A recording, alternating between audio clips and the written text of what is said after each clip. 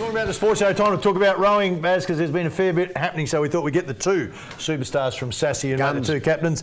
Ella Bramwell joins us along with Jed Altschwager. Hey, thanks for coming in, guys. Thank you. Let's start with you first, Ella. So I've looked at the record here, Baz, just so you know what she did on the weekend, mate. Won the final at the state champs of the Women's Open Rowing 8. Yep. Then the coxless pairs, first in that. First in the Open Women's 8. First in the Open's Women's Single Scull. Yeah. And then she thought, well, let someone else win, mate. So she came second, mate, in the Open Women's Cockless 4. Well, I can tell you, it's a tough sport, rowing. We know that. Yeah. I would have been in intensive care after that first one. You'll be in intensive care after the announcement, mate. Hey, Ella, tell us about it. I mean, it was a terrific weekend for you.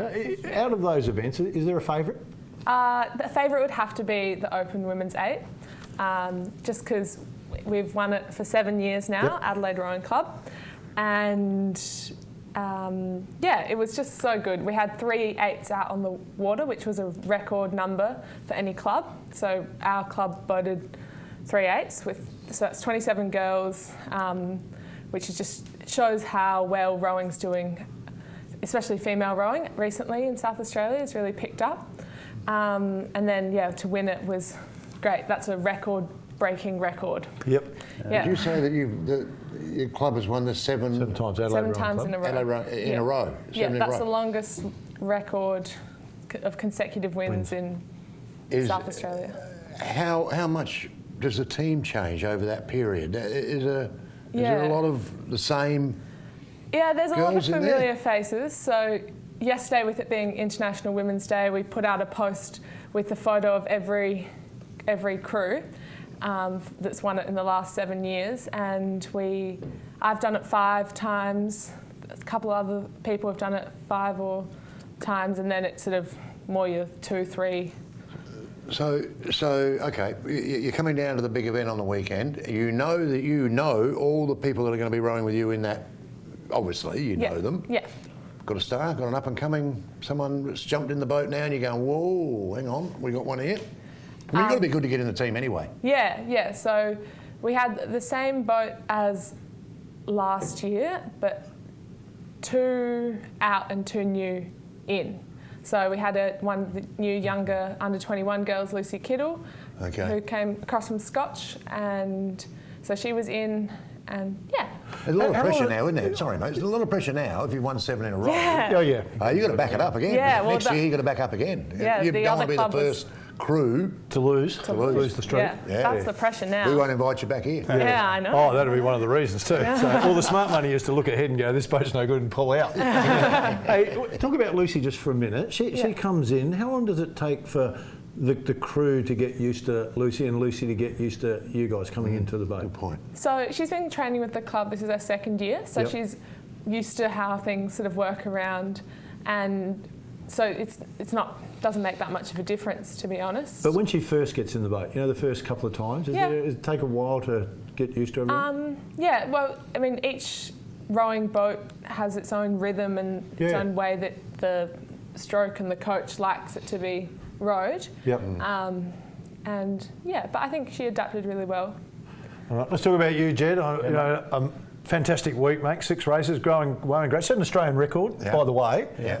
But didn't make the team, mate, for the Olympic boat. Can you help me out with that? Yeah, so we had senior and para selection in Sydney last week. So I've been away for a couple of weeks, and it's racing boats. So I had an amazing week. We start the selection process with a 2K ergo on the Saturday, and I've got to admit, probably the selection week, I've been to World Championships twice and rode some international events as well, but selection week would have to be by far the most stressful week to put yourself through, because I guess you haven't made a team yet, you haven't made a boat yet, so you're still wanting that, and yet it's a drawn out process. You never really know what the selectors are doing or thinking or how they're looking at it. And then, we 2K ergo, and then pretty well straight into seat racing, 4 1500s, and then we headed out another day later and did 2 2Ks.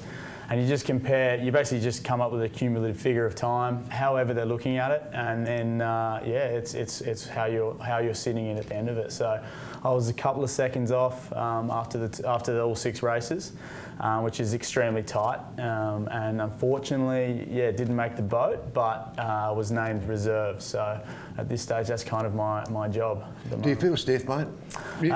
Not to make this. I mean, you've got a very, very good record here. Yeah, great record. And I mean, the journey for me started 4 years ago when I decided to look at rowing as a pathway to, to be a part of, an Australian Paralympic team. And there's part of me that, absolutely feel, like it sucks and it hurts, but I mean, I have to admit I had a really good week. I raced really well, and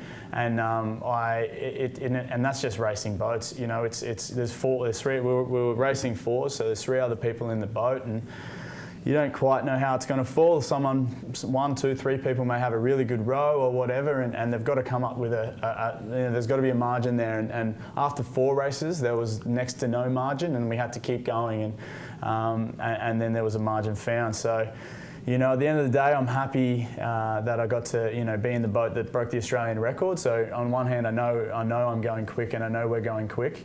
Then on the other hand, obviously not making the team, is disappointing. But the journey hasn't quite stopped for me, being the reserve. So I guess any good reserves just got to be ready to step in the boat when they're needed. The para side of thing is basically there's some athletes, without going too much of a detail, there's some athletes that need some classification done around their impairment, and that's the main reason I've been brought into as a reserve. So there needs to be some overseas travel for that, and obviously we know the risk going on there. So that's sort of my job, and we'll see how we go over the next couple of months and see what happens. So I'll business as usual, pretty much. Does the reserve travel? At this stage, the reserve, because we're not going, other than the athletes that need to go get their classification looked at, we're not having any international races until Tokyo. So all our camp-based training will be just in Australia. Yeah. I'll be going to that, and Tokyo at this stage I won't be going to. So you're reserved for a boat going to Tokyo. Yeah. So you don't go with that boat. No. You don't go if we get to the point where Tokyo is going ahead, and I mean that's a whole another huge crazy issue whether that's happening.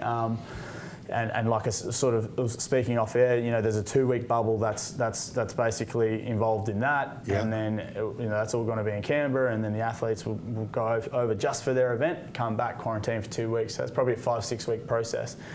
At that stage, if we're good to, if it's not really happening for me, that's when I'm basically not going. I'll be a travelling reserve. They don't want to really take any reserves over. The last minute. They wanted less people over there, the better, if you know what I mean. Wow. They need to mitigate their risks with the reserves, but that's kind of where it's at. It's a really interesting one with you two sitting together, because you go, the Olympics, of course, cancelled, postponed because of COVID to July 23rd, they're supposed to start, and then roll on from there. Yeah. So you're unsure whether that may occur. Yeah. Ellie, you're the under 23, so it's not like you can go, oh yeah, good luck with your training, mate, because I'm going to get a great trip. I'm off to the Worlds. You're not going anywhere either. Yeah. So I'm interested in the mindset. You first, Ella, perhaps, on how you maintain the purpose of training when there's really not potentially something to train for. Like you'll make the Australian team, but you're not really going to go anywhere. Yeah. So, I mean, it's interesting, and I guess it comes down to why you do the sport. So, I mean, I do it because I enjoy it, and I think it's fun, even though sometimes it's not. I've never thought that on the ergo. She's also very handy at it, so that helps. And I like it because it's something you can develop at, get better at. But yeah, I mean, obviously doing those things is really cool, and that's a great motivator. But for me, this isn't the sort of where I want my rowing career to end. This isn't the final point. Like, I'd like to keep going with it and see how far I can take it. So it's just looking forward to bigger, longer term goals, and then still ticking off the short term goals. Like, we've got nationals coming up, and that's going to hopefully happen, and that's a place where you can try and tick off some goals, and then making the national team potentially at trials. That's another goal to tick off. Yeah. What about you, Jed? How do you find it? Well, it's motivation's been a little interesting, obviously, with what COVID's sort of dealt up for us. But yeah, it's the short.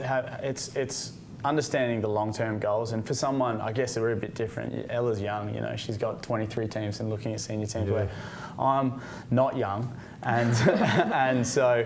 So what are you, 33, Yeah. mate? 33? 34. 34, wow. Yeah, you've had Old it, mate. man. So It's for all me, downhill for you. You know, for me, it's like it is the short. It's breaking it down. It's like, all right, I wanted to make. Yeah, there's still a huge question mark over Tokyo, but I fought like hell last week to make the boat. Still, it was like that's a goal for me. And then from now on, there's more goals to come. So it's been hard for everyone with the motivation side of things, but it's made everyone grow as well. So. Yeah, I appreciate both of you coming. Great to see you so positive, and terrific of you, Ella, to let someone win Nationals, a race last Nationals weekend. on the weekend? No, we have to go, mate. We're busy. They'll have to come back and tell us more of their stories. They're on the weekend, though, aren't they? Well, we'll get them back to talk about what happened on the Okay, weekend. right. We'll do that. Appreciate you coming in, Thanks, guys. Right, you guys. Thanks. Got to go. Stay with us. Still a bit more to come.